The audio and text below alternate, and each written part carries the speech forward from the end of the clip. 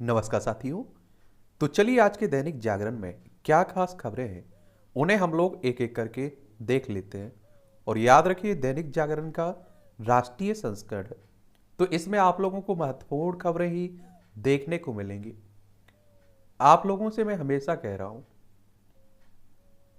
कि आप लोग जिस भी एग्जाम की तैयारी कर रहे हैं उसके कम से कम 4 से 5 साल पुराने क्वेश्चंस पेपर उठा के देखिए और अच्छे से उसका विश्लेषण करिए। क्योंकि आपने देखे हैं दो एग्जाम अभी हुए हैं हाल ही में।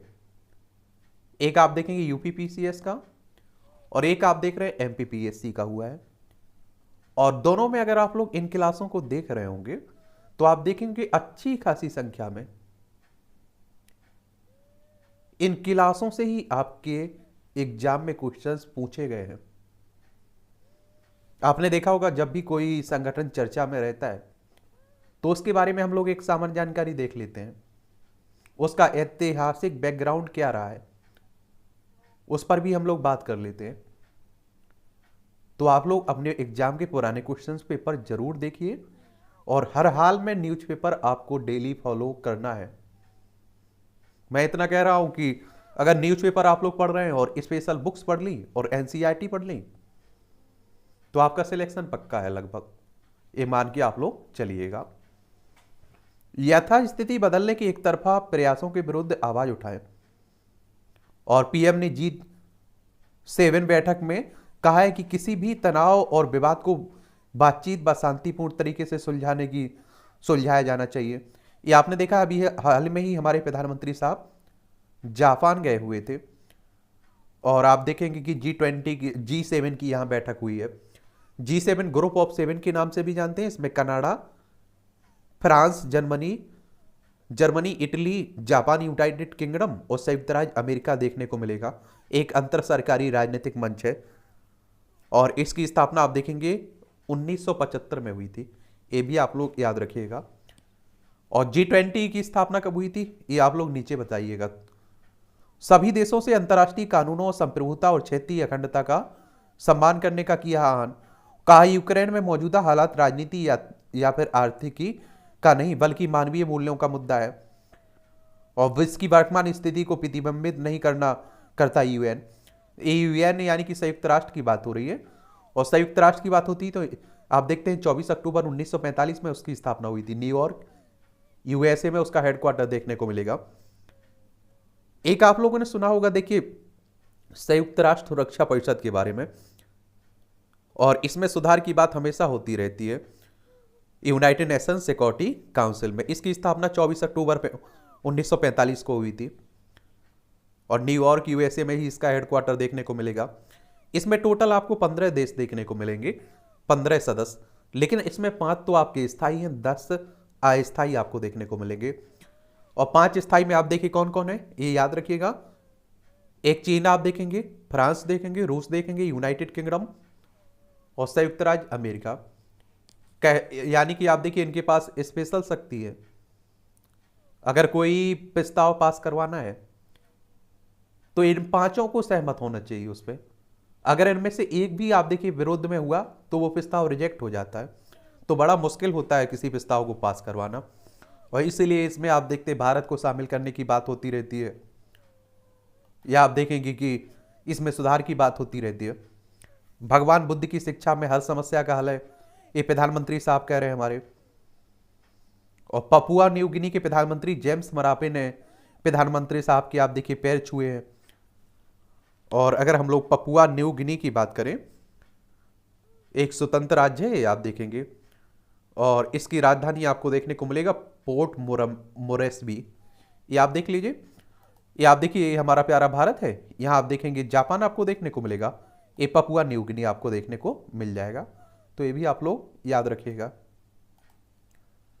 अंतर्राष्ट्रीय मंच पर प्रधानमंत्री मोदी की लोकप्रियता का डंका आप देखेंगे। महामारी ने वैश्विक स्वास्थ्य ढांचे में कई कमियों को भी उभारा है इसमें, तो ये भी आप देखिए। स्विट्जरलैंड के जेनेवा में विश्व स्वास्थ्य सभा के 76वें सत्र में अपने वीडियो संदेश में पीएम नरेंद्र मोदी ने कहा है कि कोविड-19 महामारी ने वैश्विक स्वास्थ्य ढांचे में कई कमियों को उजागर किया है और जोर दिया है कि वैश्विक प्रणालियों में लचीलापन लाने की जरूरत है। तो ये सब आप लोग ध्यान रखिएगा। मतांतरण का आरोप लगा, निहंगों का चर्च पर हमला, बेअदबी की भी कोशिश हुई है। एक बात आप लोग याद रखिएगा, मतांतरण कहने का मतलब है धर्म परिवर्तन की बात हो रही है।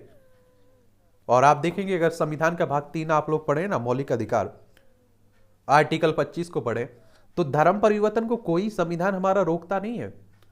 हमारे पहले कानून मंत्री, संविधान के जनक भीमराव अंबेडकर साहब ने आप देखिए बौद्ध धर्म अपनाया था अंतिम समय में, लेकिन जबरन धर्म परिवर्तन, लालच से, धोखे से, या आप देखिए किसी जबरदस्ती से अगर धर्म परिवर्तन किया करवाया जाता है तो उसे रोकने की बात की जाती है। और आप लोग देख रहे होंगे जो सरकारें कानून भी ला रही तो उसमें एक शब्द आपको जरूर देखने को मिलता है कि जबरन धर्म परिवर्तन को एक कानून रोक लगाता है। ठीक है, अध्यादेश राज्यसभा में हारा तो यह 2024 का सेमीफाइनल है। ये कौन कह रहे हैं? ये आप देखिए दिल्ली के मुख्यमंत्री साहब कह रहे हैं। और आप लोगों को मालूम होना चाहिए कि अध्यादेश कौन लाता है? राष्ट्रपति साहब लाते हैं। और आर्टिकल 123 के तहत राज्यों में राज्यपाल के पास भी शक्ति है अध्यादेश लाने की। किस आर्टिकल के तहत, ये आप लोगों को बताना है नीचे। और अभी आप देखिए दिल्ली में जो नियुक्तियों को लेकर, तबादले को लेकर, अभी आप देखेंगे सुप्रीम कोर्ट ने, अदालत ने एक फैसला दिया था और दिल्ली सरकार को उसकी शक्ति दी गई थी, लेकिन केंद्र सरकार को ये अच्छा नहीं लगा और वो अध्यादेश लाई उसे बदलने का, फैसले को बदलने का। तो उसी को आप देख रहे हैं सब चल रहा है। और दिल्ली आप लोग देखना चाहें तो ये दिल्ली है, नई दिल्ली इसकी राजधानी आपको देखने को मिल जाएगी। अरविंद केजरीवाल यहाँ के मुख्यमंत्री हैं। विधानसभा में 70 सीटें, राज्यसभा में 3 सीटें, लोकसभा में 7 सीटें आपको देखने को मिलेंगी। बेंगलोर में अंडरपास में फंसी कार, इंफोसिस की कर्मी की मौत। आप देखिए 2000 रुपए का नोट बदलने के लिए किसी फार्म या पहचान पत्र की जरूरत नहीं है। एसबीआई ने प्रधान कार्यालयों से लोगों को सभी तरह की सुविधाएं देने को भी कहा है। अभी आरबीआई ने इन्हें वापसी लेने की बात कही ना, रिजर्व बैंक ऑफ इंडिया ने। और आप देखेंगे कि इसकी स्थापना कब हुई थी आरबीआई की? 1 अप्रैल 1935 में। इसका हेडक्वार्टर कहां देखने को मिलेगा आपको? मुंबई में देखने को मिलेगा। और स्टेट बैंक ऑफ इंडिया की स्थापना कब हुई थी? इसके बारे में भी याद रखिए, इसका हेडक्वार्टर भी मुंबई में है। 1 जुलाई 1955 में इसकी स्थापना हुई थी। इनसे डायरेक्ट ही कई बार क्वेश्चंस पूछ लेता है। दाखिले की सीयूईटी यूजी शुरू, पहले दिन 76% उपस्थित रहे। ये आप देखिए संयुक्त विश्वविद्यालय प्रवेश परीक्षा शुरू होती है ना, उसी की बात हो रही है। मुंबई प्ले ऑफ में आरसीबी नॉकआउट हुई है। ये आप देख रहे हैं आईपीएल चल रहा है, 2008 से शुरू हुआ था आईपीएल। एम्स ने गढ़ा नया कीर्तिमान, अनूठी सर्जरी से बची 3 माह के बच्चे की दोनों किडनी। और एम्स के डॉक्टरों का दावा दुनिया में अपनी तरह की पहली सर्जरी है।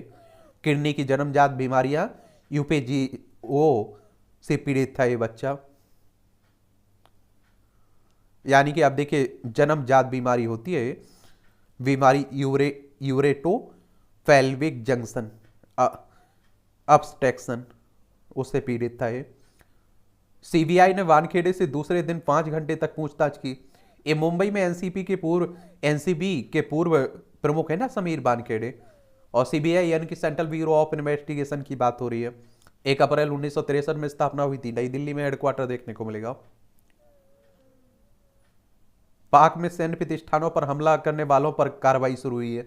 जब इमरान खान गिरफ्तार हुए थे ना, पाकिस्तान के पूर्व प्रधानमंत्री, तो उसी समय आप देखिए कि जिन लोगों ने हमला किया था उन्हीं की बात हो रही है। ये आप देखिए लद्दाख हो, जम्मू कश्मीर हो, पंजाब हो, राजस्थान, गुजरात, 5 राज्यों की सीमा लगती है हमारी पाकिस्तान से। एनआईए ने 30 लाख के इनामी नक्सली दरेश गोप को दबोचा है। आप देखिए झारखंड सरकार ने गोप को पर रखा था 25 लाख का इनाम, और एनआईए ने भी घोषित किया था 5 लाख का इनाम। एनआईए यानी कि आप देखिए नेशनल इन्वेस्टिगेशन एजेंसी की बात हो रही है, और जिसकी स्थापना कब हुई थी? 2008 में हुई थी। और अगर हम लोग नक्सलवादियों की बात करें, नक्सलवाद की, तो नक्सलवाद शब्द की उत्पत्ति पश्चिम बंगाल के नक्सलवाड़ी गांव से हुई थी। भारतीय कम्युनिस्ट पार्टी के नेता चारू मजूमदार और कानू सन्याल ने 1967 में सत्ता के खिलाफ एक सशक्त आंदोलन शुरू किया था। और मजूमदार चीन के कम्युनिस्ट नेता माओ से तुंग के बड़े प्रशंसक थे। इसी कारण आप लोग नक्सलवाद को माओवाद के नाम से भी जानते हैं। अब विश्व देखा गया जम्मू कश्मीर बदलाव की तस्वीर। ये आप देखिए G20 की बैठक हो रही ना, आप देखेंगे कहाँ? जम्मू कश्मीर में। तो उसी की बात हो रही है। ये आपकी राष्ट्रीय राजधानी दिल्ली से जुड़ी हुई खबरें हैं। चलिए आप लोग देखते रहा करिएगा। समझौते के आधार पर रोड रेज में अपहरण की प्राथमिकी रद्द नहीं होगी। दिल्ली हाईकोर्ट ने कहा जांच व आरोप पत्र में सामने आए तथ्य से स्पष्ट है कि गलतफहमी में नहीं हुई थी प्राथमिकी।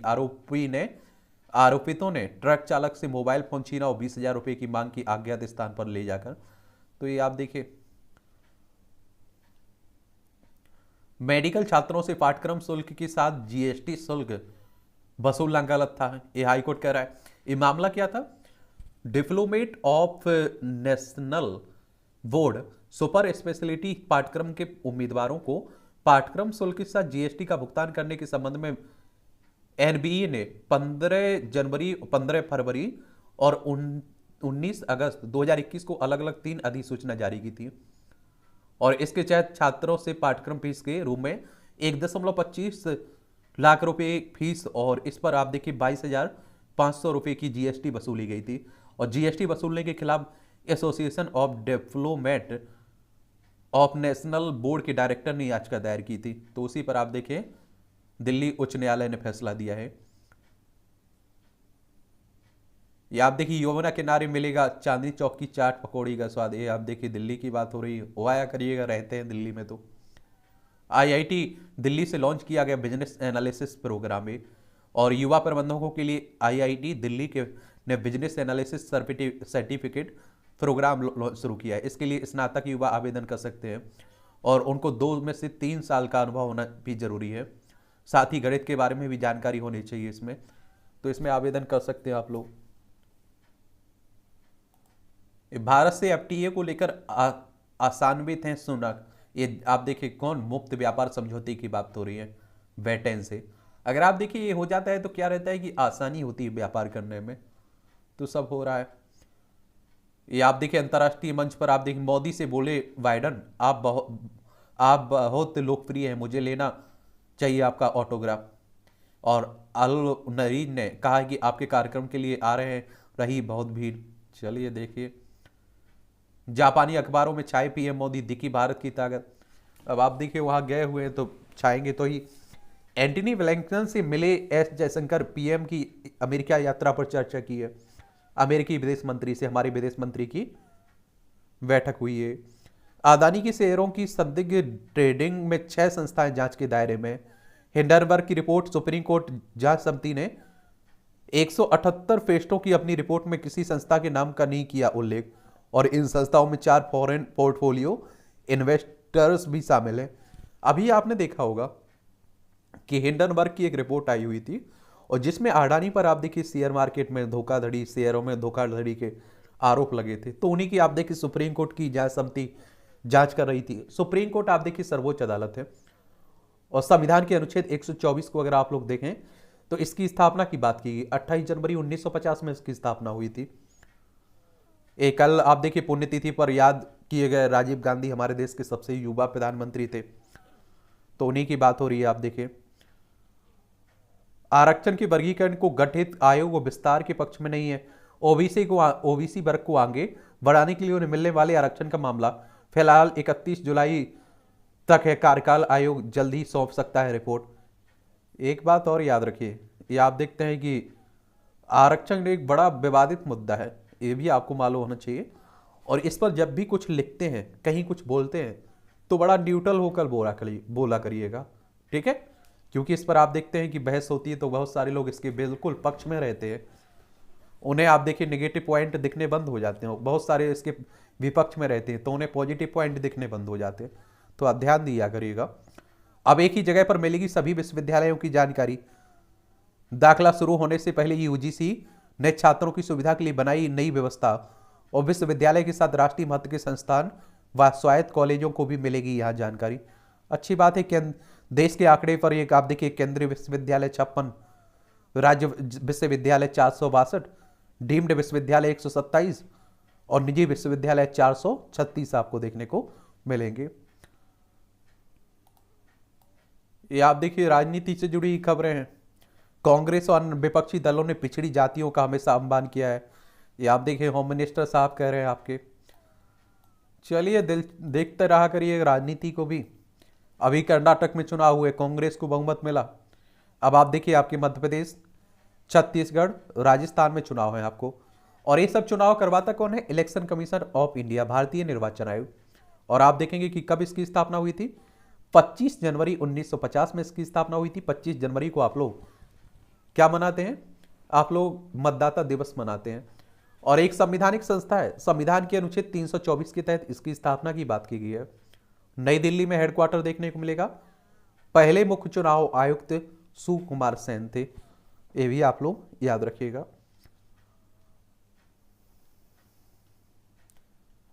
देश में सबसे बड़ा हाई कोर्ट होगा झारखंड में, 550 करोड़ रुपए हुए हैं इस पर खर्च। और 1200 अधिवक्ता बैठेंगे 2 हॉल में, 540 चैम्बर व महाधिवक्ता भवन अलग से हैं। 30,000 वर्ग फीट में बनाई गई है लाइब्रेरी। 2000 वाहनों की पार्किंग की व्यवस्था की गई है। और 25 भव्य वातानुकूलित कोर्ट रूम बनकर तैयार, और सौर ऊर्जा के बेहतर इंतजाम भी है, तो अच्छी बात है। कचरा प्रबंधन के लिए पहले हफ्ते में बने 9000 आरआर सेंटर। और मेरी लाइफ मेरा स्वच्छ भारत अभियान से पकड़ी रफ्तारी। हर वार्ड में पुरानी चीजों के संग्रह वाले केंद्रों से कचरा प्रबंधन की तैयारी होगी जमीन। और हरदीपुरी ने की थी 15 मई को अभियान की शुरुआत। उत्तर प्रदेश, मध्य प्रदेश, तेलंगाना, महाराष्ट्र, झारखंड, तमिलनाडु, त्रिपुरा ने दिखाया उत्साह इसमें। और ट्रिपल आर कहने का मतलब है कि रिड्यूज, रीयूज और रिसाइकिल की बात हो रही है, ठीक है। और कूड़ा निस्तारण की चुनौतियों के बीच पैदा हो सकते हैं लाखों नौकरियां भी, रोजगार भी। भारत में उत्पादित विश्व का 13% कूड़ा, देश में निस्तारण सिर्फ 28% है। और अपशिष्ट प्रबंधन में ग्रीन जाओ ई कचरा निस्तारण से 5 लाख नौकरियां संभव है। चलिए कहीं से तो मिले। गंगा किनारे गांव के नालों की जियो टैगिंग करेगी अब सरकार, आप देखेंगे, क्योंकि डायरेक्ट आप देखते हैं कि उसी में छोड़ दिया जाता है गंगा में। फिर आप देखते हैं गंगा माता काहे से जूझती हैं? गंदगी से जूझती रहती हैं। डीआईडीओ ने अपने कर्मियों से कहा इंटरनेट मीडिया से दूर रहें। आर्मी में आप देखिए कहा जाता है। अभी आप देखिए एक विज्ञानी पकड़े भी गए जो आप देखिए दूसरे देशों को सूचनाएं उपलब्ध करवा देते। डीआईडीओ यानी कि इसकी बात हो रही है defence research and development organisation की बात हो रही है। इसकी स्थापना 1958 में हुई थी। नई दिल्ली में हेडक्वार्टर आपको देखने को मिलेगा। अल नीनो ने से वैश्विक अर्थव्यवस्थाओं को होता है $3 अरब का नुकसान। ये आप देखिए ग्लोबल वार्मिंग, इससे भारत समेत विश्व के कई देशों में होगी प्रचंड गर्मी और सूखा। अमेरिका से एशिया तक महासागरों को तपाने वाली भौगोलिक स्थिति है। ये अल नीनो आप देखते हैं कि गर्म जलधारा है ना, उसी की बात हो रही है, ठीक है। केरल में टीडीवी के मंदिरों में नहीं लगेगा आरएसएस की शाखाएं, आप देखिए, यानी कि तिरुवनंतपुरम देवस्थानम बोर्ड के। आरएसएस यानी कि राष्ट्रीय स्वयंसेवक संघ की बात हो रही है। और इसके बारे में भी एक सामान्य जानकारी याद रखिएगा। ये हिंदू राष्ट्र हिंदुत्व की बात करता है ये संगठन। केशव बलराम हेडगेवार इसके फाउंडर से। 27 सितंबर 1925 में इसकी स्थापना हुई थी। नागपुर में हेडक्वार्टर आपको देखने को मिलेगा। ठोस और तरल कचरा प्रबंधन पर कड़ी निगरानी जरूरी है, हमारा एनजीटी कह रहा है, राष्ट्रीय हरित प्राधिकरण कह रहा है। इसकी स्थापना 2010 में हुई थी। पर्यावरण की देखभाल करता है। मध्य प्रदेश में पहली विमान तीर्थ यात्रा शुरू, अगले बार जीवन साथी के साथ जाएंगे यात्री। अब देखिए चुनाव है तो शिवराज सिंह चौहान साहब अब आप देखिए नई नई योजनाएं ला रहे हैं। और आप देखेंगे कि बुजुर्गों को यात्राएं, हवाई यात्राएं भी करवा रहे हैं। टाइगर रिजर्व में प्लास्टिक की बोतल में नहीं ले सकेंगे पानी, तो ये भी आप देखेंगे। छत्तीसगढ़ के बीजापुर जिले में जमीन पर लिटाकर उपचार, आप देखिए, ये आप देखिए जब इस तरह की तस्वीरें आती हैं ना, तब हमें विश्व गुरु होने पर या कहने पर आप देखिए शर्म महसूस होती है हम लोगों को कि हमारे देश स्वास्थ्य व्यवस्था ये है। और आपने देखा है कोरोना महामारी में हमारी स्वास्थ्य व्यवस्था की जो हालत थी वो सबके सामने खुलकर आ गई थी। तो हमें बड़ा ध्यान देना जरूरी है।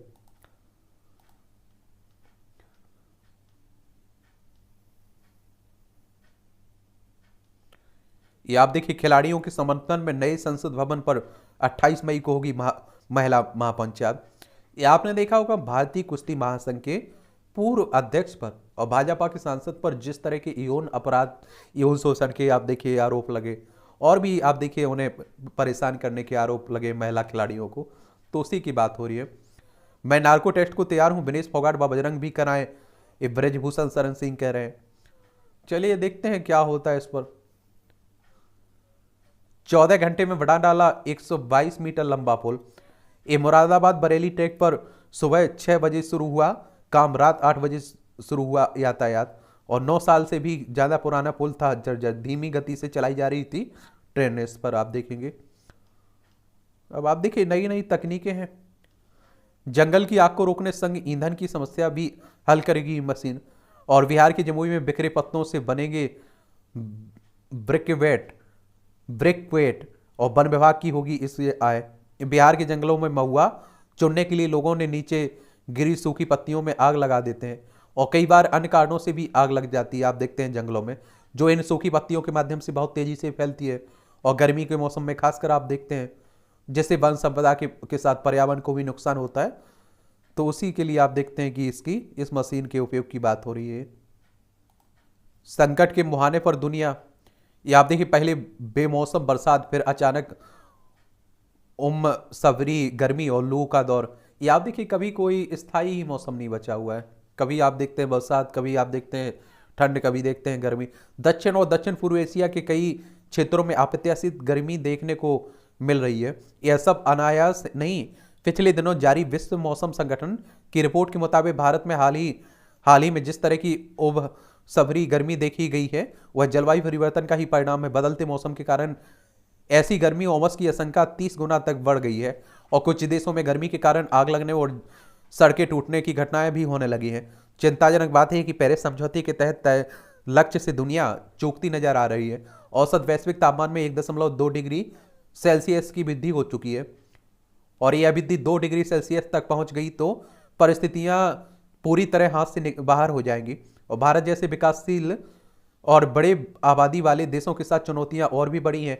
हमें विकास भी करना है और उत्सर्जन को नियंत्रित भी करना है, और ऐसे में विकसित देशों को जिम्मेदारी निभाने के लिए गंभीरता से आगे आना होगा, और सभी देशों को यह समझना होगा कि मौसम किसी देश की सीमा में बंद कर रहने वाली चीज नहीं है। पूरी पृथ्वी और मानवता के समक्ष पैर पसारते इस संकट की भयावहता की पड़ताल आज हमें सबके लिए बड़ा मुद्दा है।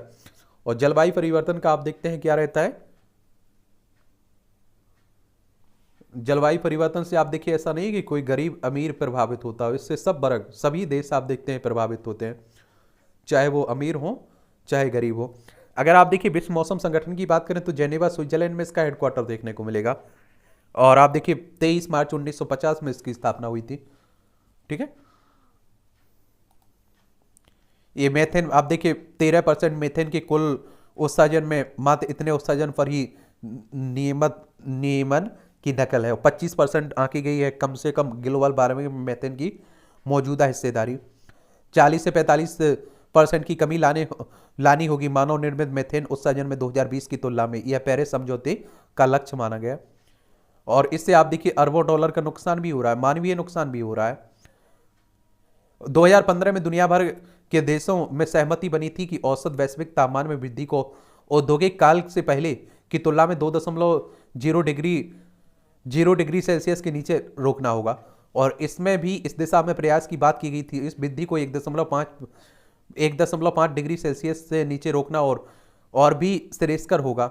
WMO की रिपोर्ट बता रही है कि अगले 5 सालों में से 1 साल ऐसा होगा जो इस सीमा को पार कर जाएगा, और आप देखिए यूं बढ़ रहा है खतरा। 2015 में इस बात की आशंका शून्य थी कि इतनी जल्दी तापमान में 1.5 डिग्री सेल्सियस की वृद्धि हो जाएगी। 2017 से 2021 के बीच यह आशंका 10% हो गई है, और 2018 तक कोई एक वर्ष ऐसा होगा जो अब तक का सबसे गर्म वर्ष होगा।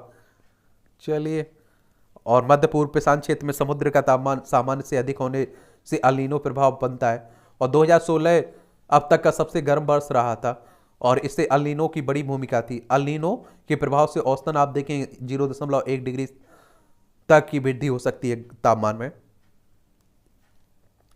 चलिए, ये भी आप लोग पढ़ लिया करिएगा। ये भारत के लिए बड़ी चुनौती भी, आर्थिक दुष्प्रभाव, गर्मी का आतंक ऊंचे लक्ष्य तय कर तेज कदमों से बढ़ रहा है देश। आप देखेंगे 2030 तक भारत ने गैर जीवाश्म ईंधन से बिजली उत्पादन को 500 मेगावाट गीगावाट तक ले जाने का लक्ष्य रखा है। 2070 तक भारत ने नेट जीरो का लक्ष्य निर्धारित किया है। 2015 के बाद से भारत अपने वनों और पेड़ों का दायरा बढ़ाने की दिशा में लगा हुआ है। Green India mission, green highways नीति, वनों को वित्तीय प्रोत्साहन, नदियों के किनारे पेड़ लगाने जैसे कई कदम उठाए जा रहे हैं। और 2.6 अरब हेक्टर जमीन पर दोबारा पेड़ लगाने का लक्ष्य रखा गया है, जिसमें कार्बन सिंक बढ़ेगा इससे। चलिए, ये आप देखिए, अब खतरे को नकारने की गुंजाइश खत्म। ये आप देखिए, अगर किसी शायद की गुंजाइश नहीं रही है। Inter governmental panel on climate change और विश्व मौसम संगठन की रिपोर्ट का संदेश हमारे आसपास हो रहे बदलाव की पुष्टि करता है। जंगल की आग से लेकर विनाशकारी बाढ़ और चक्रवातों तक के सब संकट भविष्य में कि ना होकर हमारे वर्तमान में आ चुके हैं और हमें बहुत चिंतित होने की आवश्यकता है और हमें खतरा को समझकर वास्तविक और सार्थक कार्रवाई करनी होगी।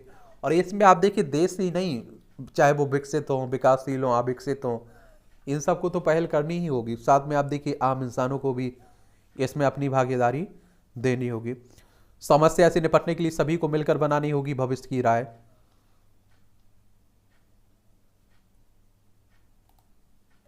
ये आप देखिए, संपादकीय पार्ट है आपका, एडिटोरियल वाला पार्ट, इसे भी देख लिया करिएगा। ये प्रीलिम्स में, मुख्य परीक्षा में, इंटरव्यू में हर जगह आपको मदद पहुंचाते हैं। एक सामान्य जानकारी भी आपको यहां से मिल जाती है। स्वाभिमान जगाने वाली विरासत। ये भारत प्राचीन राष्ट्र है। यह करीब 1.5 अरब लोगों का जोड़ या फिर इतिहास और भूगोल का अंग ही नहीं, मात्र एक देश भी ही नहीं, यह एक बेहद सांस्कृतिक अनुभूति भी है। और भारतीय संस्कृति अति प्राचीन है। वैदिक काल और उससे पूर्व से ही यहाँ सांस्कृतिक परंपराओं का प्रवाह है। जानना, सुनना, सुने गए को स्मृति में संरक्षित करना और सुनाना उपनिषदों में व्रत कहा गया है। श्रुति और वेद पर्यायवाची है। शब्द और रूप ज्ञान का संरक्षण स्मृति है। सत्य और सुंदर को पुनर्सृजित करना संस्कृति है। भारतीय संस्कृति में निरंतरता है और स्थापत्य सहित तमाम प्रतीक और स्मारक समृद्ध विरासत की धरोहर है। सभी देश अपनी प्राचीन धरोहर का संरक्षण और संवर्धन करते हैं। प्रधानमंत्री नरेंद्र मोदी ने अंतर्राष्ट्रीय संग्रहालय दिवस के अवसर पर उचित ही कहा है कि संग्रहालय से हमें अतीत से जुड़ने की प्रेरणा मिलती है और भविष्य के प्रति कर्तव्यबोध जागृत होता है। सैकड़ों वर्षों की गुलामी में देश की तमाम धरोहरें खो गई हैं और मूल्यवान पांडुलिपियों और पुस्तकालयों को जला दिया गया है। अनेक कलाकृतियां अनैतिक तरीके से देश से बाहर ले जाई गई हैं। भारत की बढ़ती प्रतिष्ठा के कारण अनेक देशों ने इन धरोहरों को वापस करना भी शुरू कर दिया, क्योंकि आप देखिए, कई अवैध तरीके से मूर्तियां चोरी हुई, वे अन्य देशों में दी गई। अभी आपने देखा है कुछ सालों से वो वापसी भी आ रही है। स्वतंत्रता के बाद के कई दशकों में 20 से भी कम कलाकृतियां भारत आई थी, लेकिन पिछले 9 वर्षों में लगभग आप देखिए 240 कलाकृतियां वापस लाई गई हैं। सांस्कृतिक धरोहर और स्मारकों का संरक्षण राष्ट्रीय कर्तव्य है और संविधान के अनुच्छेद 49 में उल्लिखित है कि संसद द्वारा बनाई गई विधि द्वारा या उसके अधीन राष्ट्रीय महत्व वाले घोषित किए गए कलात्मक एवं या ऐतिहासिक अभिरुचि वाले प्रत्येक स्मारक स्थान या वस्तु का विरूपण, विनाश और व्ययन से संरक्षण राज्य की बाध्यता होगी। और बावजूद आप देखेंगे, इसके पूर्ववर्ती सरकारों के समय अनेक स्मारक गायब हो गए थे। 2009 में लापता स्मारकों की संख्या 35 थी। भारतीय पुरातत्व सर्वेक्षण एजेंसी यानी कि ASI के अनुसार 2018 तक आप देखेंगे कि 14 स्मारक नगरीकरण का शिकार हुए थे। और ASI की बात करें तो आप देखिए, अलेक्जेंडर कनिंघम के समय इसकी स्थापना हुई थी 1861 में, ठीक है।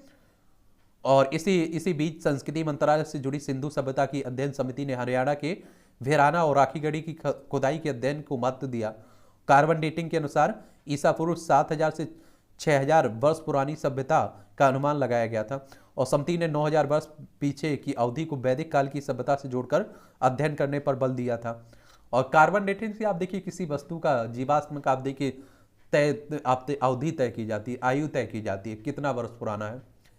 ASI समिति के अध्यक्ष KN दीक्षित ने कहा था कि कार्बन डेटिंग के निष्कर्ष को ऋग्वेद, रामायण, महाभारत के समय से जोड़कर समझा जाना चाहिए। साहित्यिक साक्ष्यों से भी धरोहर की प्राचीनता तय की जा सकती है। भारत को कई संस्कृतियों का देश बताने वाले कथित विद्वान हड़प्पा सभ्यता को वैदिक सभ्यता से प्राचीन बताते हैं, वे सुमरी सभ्यता को हड़प्पा से प्राचीन बताते हैं। वे वैदिक शब्द साक्ष्यों पर ध्यान नहीं देते हैं। ऋग्वेद में सरस्वती नदी जल भरी है, ये तथ्य हड़प्पा से प्राचीन है। भारत, सुमेर और मिस्र के संबंधों को ऋग्वेद के आलोक में देखा जाना चाहिए। कुछ इतिहास विवेचक ऋग्वेद के साक्ष्य नहीं मानते हैं और उनके दृष्टिकोण में पुरातत्व का अर्थ स्थापित वस्तुएं ही है और स्थापत्य की ही प्राचीनता का साक्ष्य नहीं होता है। यह प्राचीनता शब्द में भी हो सकती है और शिल्प या स्थापत्य में भी। यूनेस्को ने ऋग्वेद को विश्व धरोहर घोषित किया था। किसने? यूनेस्को ने। यूनेस्को के बारे में एक सामान्य जानकारी आपको रखनी है। और यूनेस्को की अगर हम लोग बात करें तो the United Nations educational, scientific and cultural organisation की बात कर रहा हूँ। 16 नवंबर 1945 में इसकी स्थापना हुई थी। पेरिस, फ्रांस में इसका हेडक्वार्टर आपको देखने को मिलेगा।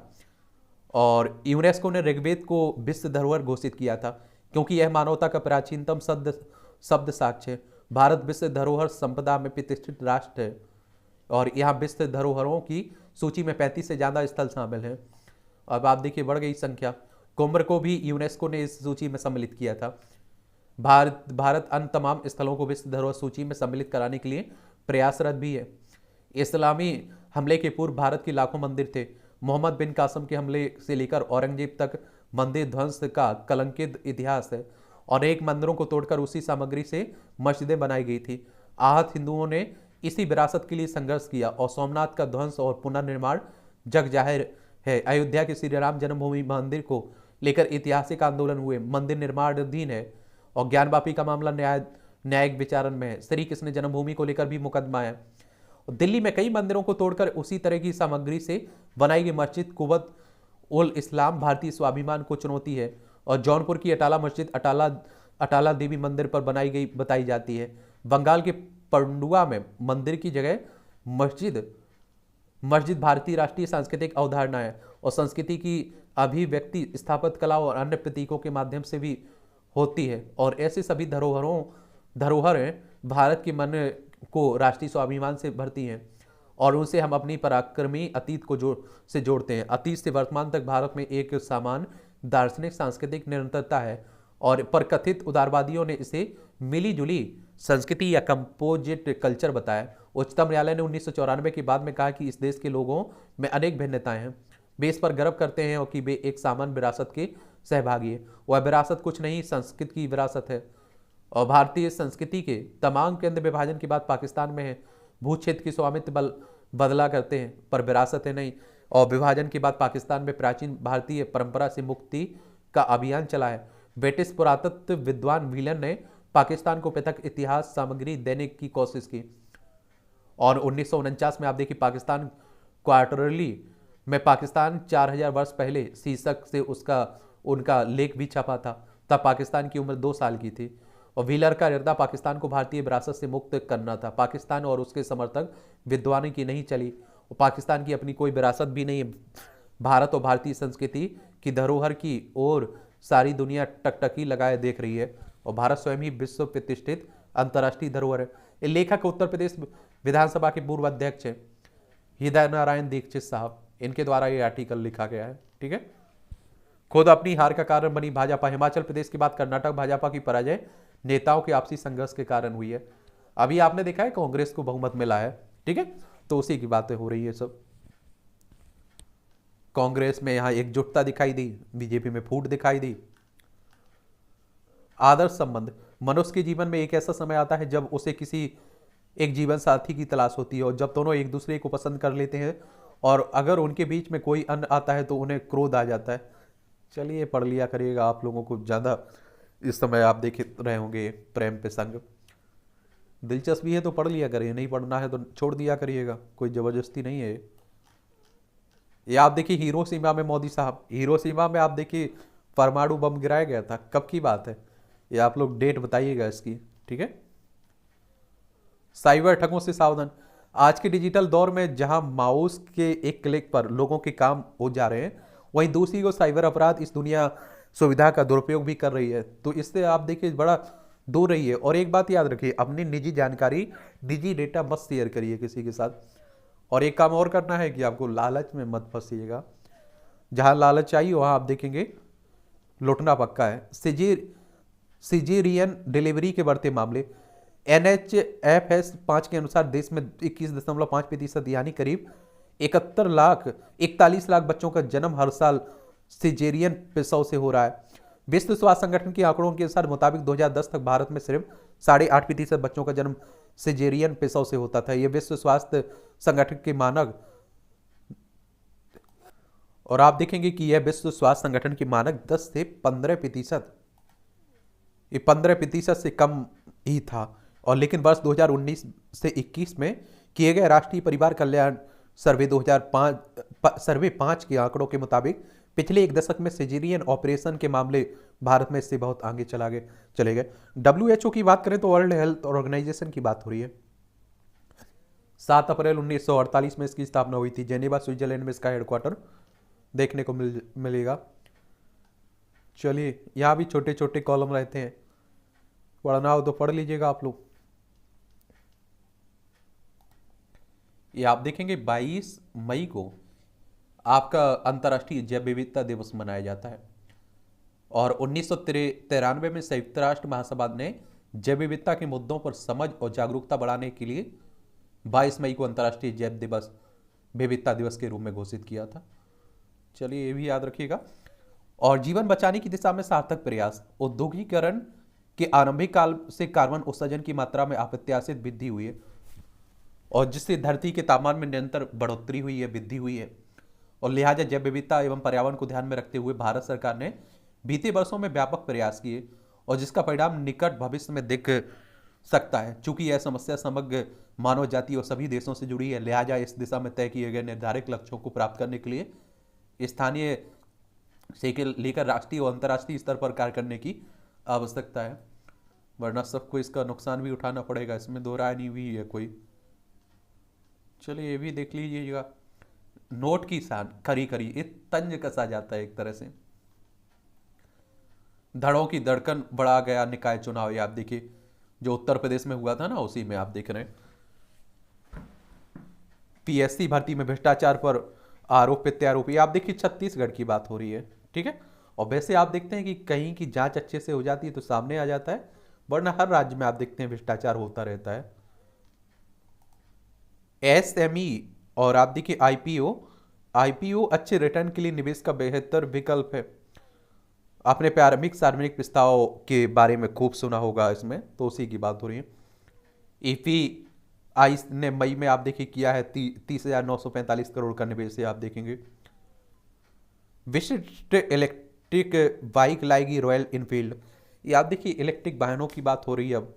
इस बार ये पर्यावरण के हिसाब से ठीक है, और आप देखिए प्रदूषण भी कम फैलाता है, और कच्चे तेल से भी हमें मुक्ति मिलेगी, क्योंकि अधिकतर हम लोग खरीदते ही तो हैं। और आप देखिए इस वर्ष 5.58 लाख घर तैयार होने की उम्मीद है। गूगल के बजाय बिंग के प्रयोग की योजना नहीं है, सैमसंग कह रही है।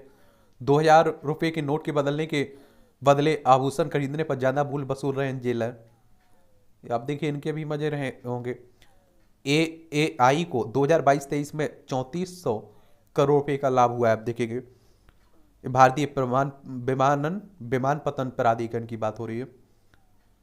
2 लाख टेक कर्मचारियों की छटनी होगी, आप देखेंगे। डिस्कॉम पर बकाया 1/3 घटा बिजली वितरण कंपनी पर।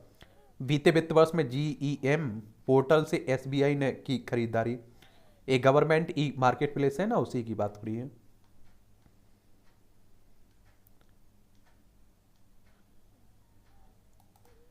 बाखमुट को लेकर असमंजस में है यूक्रेन, ये आप देख रहे हैं। यूक्रेन है, रूस है, ये हमारा प्यारा भारत है।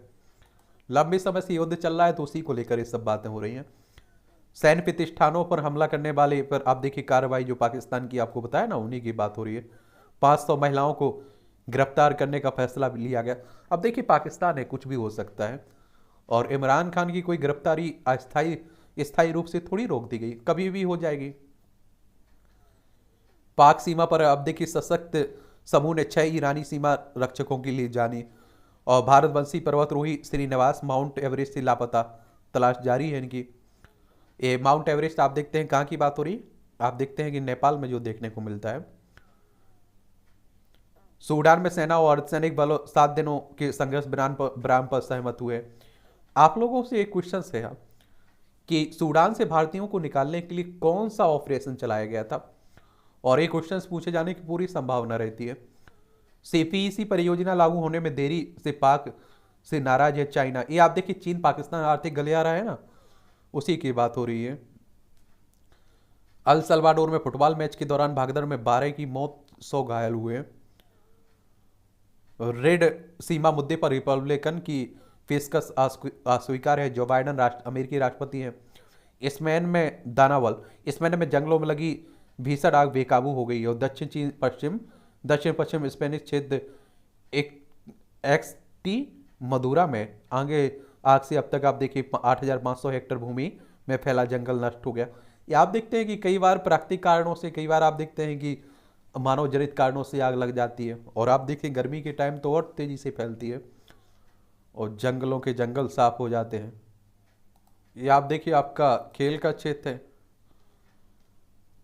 लंबी कूद की खिलाड़ी सैली सिंह ने जापान में जीता कांस्य पदक। भारत की प्रतिभाशाली युवा सैली सिंह रविवार को यहाँ सेको गोल्डन ग्राम्पी में महिलाओं की लंबी कूद में 6.65 मीटर के प्रयास के साथ तीसरे स्थान पर रही हैं। चलिए इन्हें भी याद रखिए। जयप्रकाश सर्वसम्मति से दोबारा चुने गए अध्यक्ष भारतीय तैराकी महासंघ के। वेस्ट चैंपियनशिप में शरद की जीत से शुरुआत हुई है। भारत के अनुभवी शरद कमल ने रविवार को यहाँ विश्व टेबल टेनिस चैंपियन में जीत के साथ शुरुआत की है। सावे गेमेचू ने बेंगलोर में 10वें दौड़ में खिताब जीता है। कीनिया के सेबेस्टियन सार्वे और इथोपिया की सिहाऊ गमचू ने रविवार को यहाँ 15वीं TCS विश्व 10 की दौड़ में करीबी मुकाबले से क्रमशः एलीट पुरुष और महिला वर्ग के खिताब जीते हैं इन्होंने। फुटबॉल की नई शक्ति बनकर उभर रहा है मैनचेस्टर सिटी है। रिवाकीना बनी इटालियन ओपन की चैंपियन। ऑस्ट्रेलिया WTC फाइनल के लिए बेहतर स्थिति में। चपल साहब कह रहे पूर्व दिग्गज क्रिकेटर है। पुरानी नीति वचनों में पहली। ये आप देखिए दिलचस्पी रहा करे तो पढ़ लिया करिएगा ये भी। ये आप देखिए अयोध्या में भव्य राम मंदिर बन रहा है। 10,080 फीट लंबा, 540 फीट चौड़ा, 270 फीट ऊंचा है चंपारण में प्रस्तावित राम मंदिर। चलिए देख लिया करिएगा। यहाँ भी आप देखेंगे आपको जनरल नॉलेज की जानकारी, खबरें मिल जाती हैं। परीक्षा के पॉइंट व्यू से भी यहाँ पॉइंट मिल जाते हैं। चीन के एक कब्रिस्तान में मिली हजारों वर्ष पुरानी पतलून। ये 2014 में आज ही चीन में अलरी के वैक के नेतृत्व में पुरातत्वविदों की एक टीम ने दुनिया के सबसे पुरानी परिधानों में से एक की खोज की थी। यह एक बुनी हुई ऊन की पतलून थी जो आप देखिए यांग हाई कब्रिस्तान में 3,300 वर्ष पुराने प्राकृतिक रूप से मम्मी बन गए सबसे मिली थी। जापान में जनता के लिए खोला गया दुनिया का सबसे ऊंचा टावर। 2012 में ही आज ही जापान में दुनिया का सबसे ऊंचा टावर स्काई टी जनता के लिए खोला गया था। 2080 फीट ऊंचा यह टावर दुबई में बुर्ज खलीफा के बाद दुनिया की दूसरी सबसे ऊंची इमारत है। टीवी और रेडियो चैनल्स को प्रसारित करने के लिए उद्देश्य से इसका निर्माण किया गया था। भारतीय पुनर्जागरण में राजा राम मोहन राय का अहम योगदान। महान समाज सुधारक राजा राम मोहन राय का जन्म 1772 में आज ही बंगाल के हुगली में हुआ था। 1809 में आप देखिए ईस्ट इंडिया कंपनी से जुड़े। 1814 में नौकरी छोड़ स्वयं को सामाजिक सुधारों के लिए समर्पित करते हुए आत्मीय सभा का गठन किया। 1828 में अब ब्रह्मा समाज की स्थापना कर आधुनिक काल में भारतीय पुनर्जागरण में अहम योगदान दिया। सती पिता के नाम पर अपनी भाभी को जीवित आग में झोंके जाते देख इस कुप्रथा को बंद कराने की ठानी। 1829 में उन्होंने सतत प्रयासों से देश में इस कुरीति का अंत भी कर दिया था। अब आप सोचिए कि उस समय सती प्रथा होता होगा, उस महिला की क्या गलती रहती होगी। एक बुराई ही थी लेकिन लोग उसे अच्छा मानते थे। जो आपके धर्म गुरु थे वो उसे अच्छा मानते थे। और जब जब इस तरह की सुधार होता है तो आप देखते हैं वो लोग विरोध करते ही हैं। गट बैक्टीरिया से प्रभावित होता है 5 साल के बच्चों का वजन। गट माइक्रोबायोटा बचपन और बाद के जीवन में वजन बढ़ाने में महत्वपूर्ण कारक है। और फ्रांस में 143 अपरिपक्व शिशुओं और 369 पूर्ण अवधि वाले शिशुओं को किया गया अध्ययन। चलिए पूर्वजों से विरासत में मिली है बुल रेस। ये इंडोनेशिया की पूर्व जावा प्रांत के प्रोबोलिंगो में पारंपरिक बुल रेसिंग के दौरान अपने बैलों की जोड़ी को दौड़ाता एक प्रतिभागी। या आप देखिए हमारे देश में जल्लीकट्टू आप देखते हैं, यहाँ बैलों की दौड़ होती है। समय पूर्व पैदा हुए बच्चों में आप देखिए 91% की मौत का कारण है वायु प्रदूषण। और वायु दिल्ली में आप देख लीजिए सांस लेना दुश्वार हो जाता है। पार्किंसंस है या नहीं बताएगी तकनीक। यूरिन सैंपल की जांच से पता चलेगा रोग से जुड़ा प्रोटीन LRRK2 है या नहीं है। रोगी के लिए समय से बचाव के उपाय खोजना संभव होगा। अब समय से पहले मालूम चल जाएगा तो आसानी से उसका उपाय भी हो सकेगा। मुंबई में लोकल ट्रेन का नियमित यात्री बना कुत्ता। चलिए, ये आप देखिए मूवियों से जुड़ी खबरें हैं, फिल्मी दुनिया से। पढ़ना हो तो पढ़ सकते, नहीं पढ़ना हो तो नहीं पढ़ सकते हैं। और इस तरह से आप देखेंगे कि आज के न्यूज़पेपर की ये कहानी खत्म हुई है। आप पढ़ते रहिए, एंजॉय करते रहिए, मेरी शुभकामनाएं है। आपका कोई भी सवाल है, सुझाव है तो आप लोग भेज सकते हैं।